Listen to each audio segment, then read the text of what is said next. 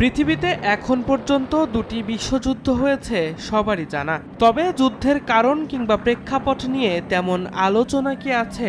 দুটি মহাযুদ্ধই হয়েছে বাংলাদেশের জন্মের আগে।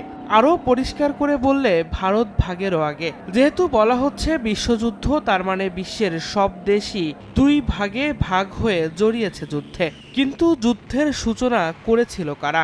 পশ্চিমের দেশগুলো অবশ্যই। তবে যুদ্ধের সেই বৈরিতা ভুলে তারা এখন এক হয়েছে কানেক্টিভিটির মাধ্যমে। এই সংযোগ শুধু আকাশ পথের নয়, রেল এবং সড়ক পথেরও। ভারতকে রেল ট্রানজিট দেয়া নিয়ে শুরু থেকেই সামাজিক মাধ্যমে সমালোচনা মুখর একদল মানুষ।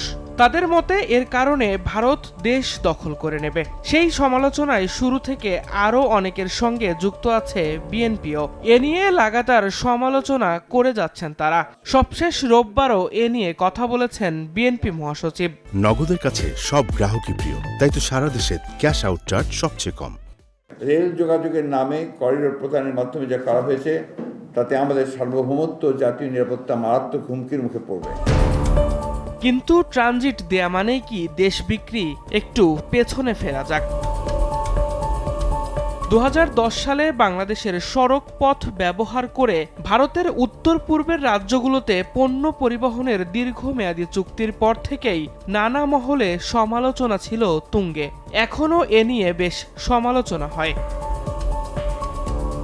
ভারত দীর্ঘদিন থেকেই বাংলাদেশের নৌরুট ও সড়ক পথে ট্রানজিট পেয়ে আসছে। স্বাধীনতার আগে ভারত তৎকালীন পূর্ব পাকিস্তানের ভেতর দিয়ে নৌ ট্রানজিট পেত। 1965 সালে পাক ভারত যুদ্ধের পর তা বন্ধ হয়ে যায়। স্বাধীনতার পর 1972 সালে প্রথমবারের মতো আভ্যন্তরীণ নৌ ট্রানজিট ও বাণিজ্য প্রোটোকল স্বাক্ষর হয়। এর আওতায় ভারতীয় নৌযানগুলো বাংলাদেশের গুরুত্বপূর্ণ নৌপথ ও বন্দর ব্যবহার করে বাংলাদেশে পণ্য আমদানি ও রপ্তানি করতে পারত।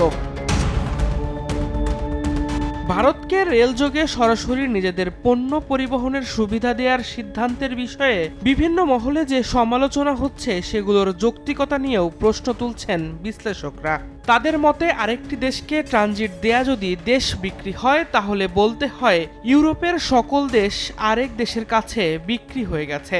বিষয়টিকে আরেকটু অন্যভাবে বললে বলা যায়, শক্তিশালী জার্মান, ফ্রান্সের মতো রাষ্ট্রের কাছে কি ইউরোপের বাকি রাষ্ট্রগুলো বিক্রি হয়ে গেছে? ট্রান্স এশিয়ান রেলওয়েতে যুক্ত হতে 2007 সালে চুক্তি করে বাংলাদেশ। এ নেটওয়ার্কের অন্যতম উদ্দেশ্য ছিল ভারত, বাংলাদেশ, মিয়ানমার, চীন, মালয়েশিয়ার মতো দেশগুলোর মধ্যে সহজেই পণ্য পরিবহন ব্যবস্থা গড়ে তোলা।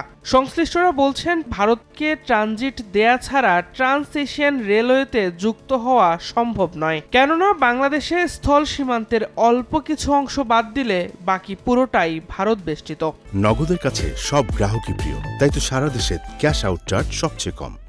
বাংলাদেশ ট্রানজিট বিষয়ক সমালোচনা নিয়ে প্রধানমন্ত্রী শেখ হাসিনা মঙ্গলবার ভারত সফর শেষে সংবাদ সম্মেলনে বাংলাদেশের অবস্থান তুলে ধরেন। তিনি প্রশ্ন করেন, একটি দেশের সঙ্গে আরেকটি দেশের ট্রানজিট দিলেই বা ক্ষতি কি? একটা দেশের মধ্যে একটা ট্রানজিট দিলেই বা ক্ষতিটা কি? বিক্রিটা তাহলে ওজনটা কিসে মাপছে আর বিক্রিটা হয় কিভাবে? আসলে যারা এটা বলে তারা নিজেই ভারতের কাছে বিক্রি করা।